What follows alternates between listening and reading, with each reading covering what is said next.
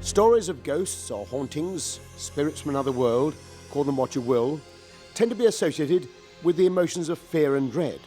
Perhaps that's inevitable, but it's by no means always the case. In this programme, we look at the other end of the spectrum. 2 stories of hauntings that seem to arise as a result not of pain, but of pleasure. The intense emotional attachment to a place where there has been great happiness. I never ever believed in ghosts. In fact, I used to scoff at people who did. I used to think that, it's odd. I just can't understand it at all. No such thing. And it took a lot for me to understand, how and why it happens. But now, I wouldn't scoff at anyone because it does happen. Well, it's just the fact that I cannot disregard what has happened, what I've heard and what I have seen. So now I can only believe that there must be something other than we humans. Just before Miss Macpherson retired, she said to me, Rita, I will never ever leave this place. And I don't think she ever will. And I hope she never does. This story of love from beyond the grave comes from the city of York. This church is right in the heart of the city. And in the church hall here, Mary Macpherson, known to everybody as Mary Mac, ran a very happy, very popular school of ballroom dancing. Miss Macpherson was a very strong personality, very strong character. Brilliant dancer, brilliant technician, a wonderful lady in general. Had her idiosyncrasies, but at the same time I had a great admiration for her work and her as a person. She was very direct, very, very forthright, strong, but immaculate in appearance. Never ever saw with her hair out of place. Her clothes were always of very expensive tastes.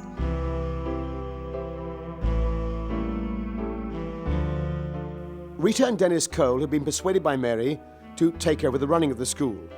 And it may be she had some prescience, because within a year she died of a brain tumour. But it seems she was determined to keep her word, never to leave the place. Because immediately after her death, strange things began to happen. I started dancing I took over the studio in 1964. And slightly after that, when I started hearing sounds after Miss Macpherson died, and I heard the counting of the coins first, and I was waiting for a pupil to arrive, and all of a sudden I heard this noise with heavy coinage being banged onto the desk, counted up and banged onto the desk. And I walked across the room. The nearer I got to the desk, the louder the sound became. But when I reached the desk, it stopped. So I walked back and it started again. And so I didn't tell anyone about this. I kept it very much to myself. And then my mother, she came down one day and she had the same experience. And she came home and rather looking aghast. I said, what's wrong? And she said, I was at the studio. And she said, and I heard this strange noise. I said, yes, was it a counting of money? She said, yes, it was. And banged into piles. She said, yes. So she said, you've also heard it? I said, yes, I have. She said, you never told anyone? I said, no, I didn't tell anyone. I think I was crazy. One evening when we were teaching, footsteps came up the corridor, came into the cloakroom, and the couple I was taking, we were waiting for them coming in, whoever it was coming into the hall. And the gentleman I was taking, of the couple I was taking, said, I think she must be shy. And I went into the cloakroom to see this female because it was the sound of high heels. And of course there was just no one there. I couldn't disregard that, and nor could the couples that were in with us at the time. We started hearing footsteps coming down the corridor, and then we'd hear the door open, and we have a metal coach rail, and we'd hear the hangers being taken off and replaced, and we'd go and see who it was. There was never anyone there.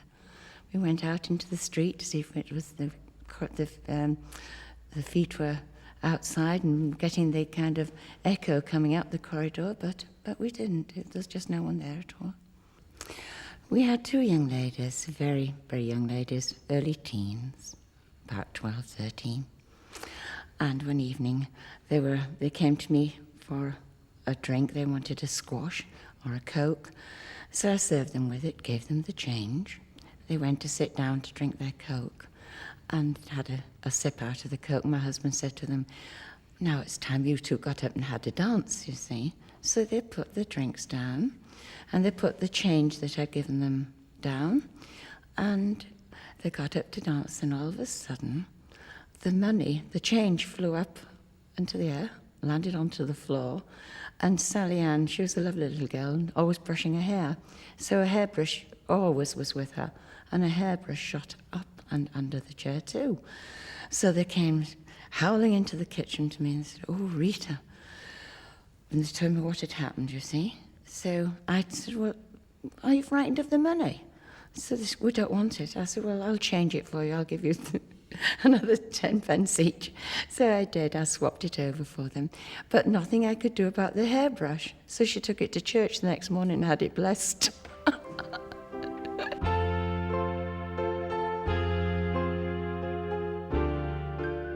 So extraordinary things have happened in the church hall.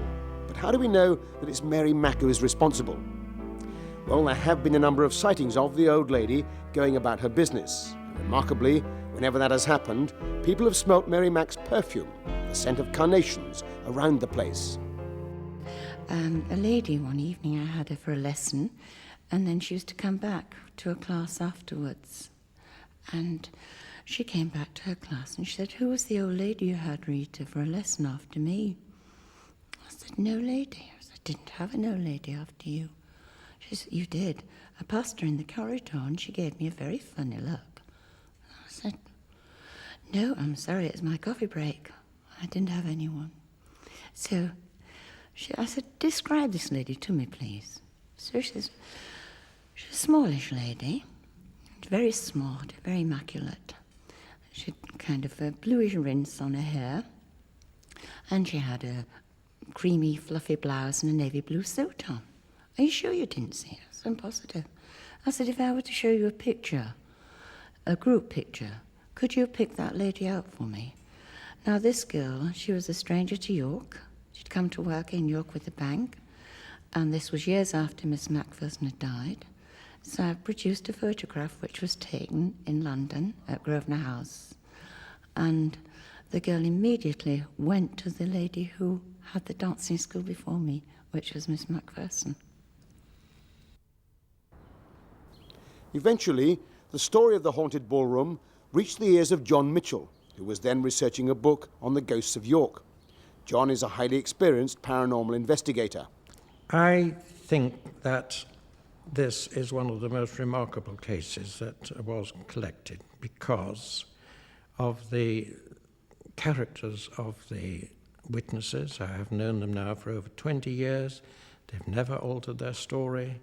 They had nothing to gain and a great deal to lose if they came out into the public eye, and I just believe them.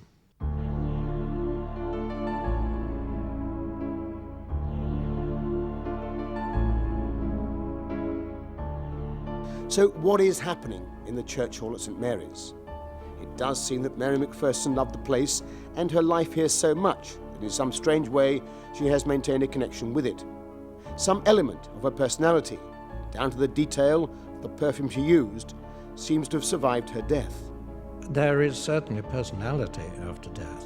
What form of life it is, I don't know. I mean, obviously, if we accept the story of the couple going out and being able to describe Mary Mack, what she was wearing, and the scent of carnations, then obviously Mary Mack is still wearing the sort of clothes that she was wearing when she was part of the school in the physical life.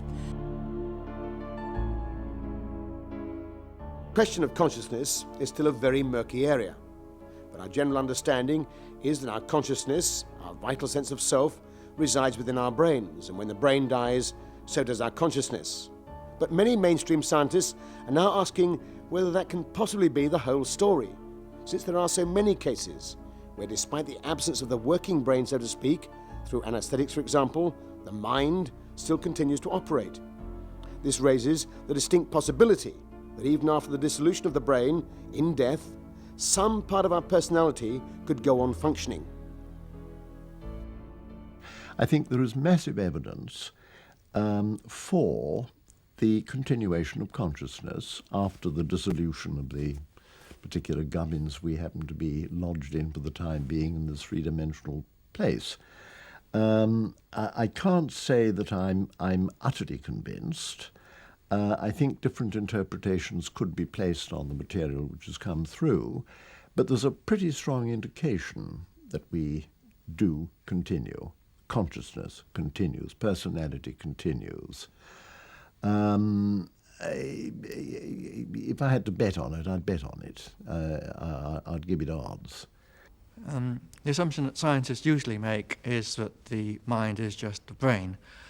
On the other hand, I feel the evidence from psychical research suggests that while it is certainly influenced by the brain, it is something more than the brain. For example, experiments where people appear to be able to view what's going on at a distance as if they were there, rather suggests that the mind has some extension and can, part of it at any rate, can travel about. So the brain may just be some kind of computer that the mind can use. The old science is breaking down at the edges. The evidence is accumulating that you have now to take into account the fact that mind can act outside the brain. And that then opens this whole question of entities going on after death, of there being some imprint on this world caused by people who have lived. And we just have to take these questions now as real scientific questions and generate the appropriate theories to explain them. And I think if it is Miss Macpherson, she's keeping a very friendly eye on the place. She's not a frightening character. She seems rather benevolent. I think she just likes to look in occasionally and see that all is going well. But of course she had to make herself known somehow. So perhaps the rattling of the coat hangers, the counting of the money, obviously a Yorkshire ghost if she's interested in her money still, were her way of drawing attention to herself. Miss Macpherson loved the dancing world. She loved it, and I don't think she ever wants to go away from us. She's happy with the people. She's happy just circulating. I'm sure that's it. Just across the Pennines from the city of York is the equally historic city of Lancaster. In the centre of Lancaster is the Grand Theatre, one of the oldest theatres in the country. It goes back to the end of the 18th century, and it has a very long history of paranormal activity. In her prime, the great actress Sarah Siddons played here. Tonight, the star billing goes to Al Jolson. California, here I come, right back where I started from. Where flowers bloom in the spring. Each morning at dawning, we're singing everything the sun kissed me said. Don't be late, that's why I can hardly wait. Open up the golden gate, California, here I come. Here at the Grand in Lancaster, which is over 200 years old now, I had a strange feeling. I mean, obviously, there are ghosts in this. There's got to be ghosts in a theatre that old. But I had a strange feeling when I was doing the jolts. I just felt like a cold shiver, as if someone walked over my grave, sort of thing. And I don't know. I just felt that there was something there at that particular moment. And if it's the ghost of the theatre, I might be arguing with Al Jolson. I could see a fight start. The experience described by Al Jolson, or Steve Keane to give him his real name, is by no means uncommon. Over the years, many members of the audience, as well as players on the stage, have described unusual, inexplicable experiences. Many of them, strangely, talk of apparitions that seem to float in the air, well above the existing floor level.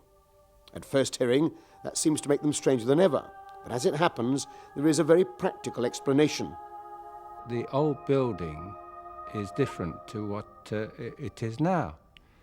The pit floor was at a higher level, and of course the circle, you had the Georgian type boxes along the sides and the back. So of course, if there was anybody haunting, you might say, then they would be walking along the old level. The time that I think that I had an experience was when I was working on a costume play, and in order to see the effect as it was on the stage, I walked through the auditorium to about halfway up the aisle and turned round and saw a lady, indeterminate age, who was walking between me and the stage. And I said, "What are you doing there?" And at that moment, she's faded. It wasn't like a puff of smoke. She faded like an old photograph fade until there was nothing there. And I found it very upsetting. I have not spoken to anybody about it except one member of the Footlights. We were doing the Taming of the Shrew at the time, and this lady was certainly dressed in a period-type costume, but of the wrong period. And this is why she struck me as being in the way, and I was annoyed, and my tone must have been very annoyed. There was one other thing. I later realized that, in fact, she wasn't walking on the floor. She was neither at the height of the stage nor at the height of the auditorium. It was somewhere in between. But I was concentrating on the costume rather than anything else. Melanie Warren is a very well-known paranormal investigator. She's taken a great interest in the goings-on at the Grand. Tozer's evidence impressed me because it matches several other stories that I've heard. In the 1950s, Pat Phoenix, who was an actress, was working here. She saw a similar person, and the lady disappeared in much the same way that Tozer described. And also Amara Jackson, who saw a lady on the stage. It seems to be the same woman that everyone's seeing. I think Tozer's testimony impresses me because she's such a strong lady in herself, you know, and she really is not keen on talking about the experience that she had. She only came on the programme and talked about it because she was convinced that she saw something, even though she can't explain it. I have personally never had any experience of ghosts. I can't say that I believe in ghosts. I know that this was something that I may have imagined because it was so fleeting. But no, I'm not that sort of person. I'm extremely realistic, really. As we've mentioned, in her heyday, the famous 18th century actress Sarah Siddons played at the Grand. She came to Lancaster at least partly because her brother-in-law ran the theatre. Legend has it that her spirit remains to haunt the place. We called in a very experienced psychic medium, Joan Norton, to see if she could establish contact with anything that might be historically verified. We gave her no warning of where she was going. But I feel particularly drawn to the behind me, to the that corner of there, strong vibrations. Over here, different feeling again. I feel as if something's coming down on me here, as if something's... Well, Joan didn't make contact with Sarah Siddons, but there seemed to be some connection with the theatre's distant history. She's come up with a few bits of evidence which do fit the facts. She mentioned, for example, that she got a feeling of a fire here.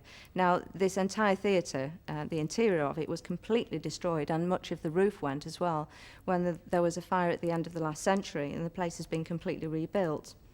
She also said she felt that there was something below the theatre, downstairs. She wasn't to know that in its original form there were actually dwelling houses underneath the theatre. She also said that her strongest feeling was on the left side of the stage. The names very significantly attached to the theatre are Walter and Alexander. She came up with one name, Walter, and a very brief look through the history has shown that there was a Walter. She said that Walter was connected with the running of the building. There was a Walter. Edmund Sharp took over the building in 1843. He worked wonders for the building. He died in 1877, and he passed on the building to his two sons and another gentleman called Walter. This was in 1877. Again, it's the Victorian era we're looking at. All the evidence that's coming in seems to suggest that whatever is going on here dates from the Victorian era. Theatres, of course, everywhere have a long tradition of connection with the paranormal. The life of these buildings is suffused with emotion and passion and high drama as the actors strut and fret their lives upon the stage. It isn't difficult to believe that here, if anywhere, the very fabric of the building absorbs some of the emotion that is expended down the years. It is classical stone tape theory. This is a theatre. Emotion is high. I reckon a lot of it must dissipate into the vastness behind you. So, one theory of haunts is one which may be called, for want of a better phrase, the stone tape theory, where you have to postulate that in the case of a typical haunt, some very emotion-laden scene or some very important scene from the point of view of the humans who took part in it has somehow become registered on the environment, not necessarily within a house, maybe even outside, and that it's almost like a sort of psychic video that has been created. And someone who comes along who is sensitive enough to act as a psychic video player will actually play that tape and see the figures, or perhaps even hear voices or hear sounds. And it is nothing to do with the people who originally were there. They're no longer there. It's simply a record. I'm not convinced that ghosts are the spirits of dead people.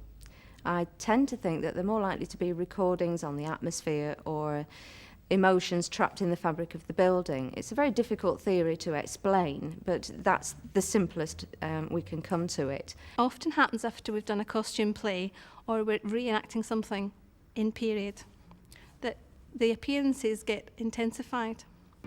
Where bowers of flowers bloom in the spring. Each morning. Well, Al Jolson could scarcely be described as costume drama, perhaps. But it isn't hard to imagine the ringing tones of this old Tin Pan Alley number seeping into the bricks and mortar and adding yet another layer to the emotional fabric of the grand old theatre. Open up that golden gate, California, here I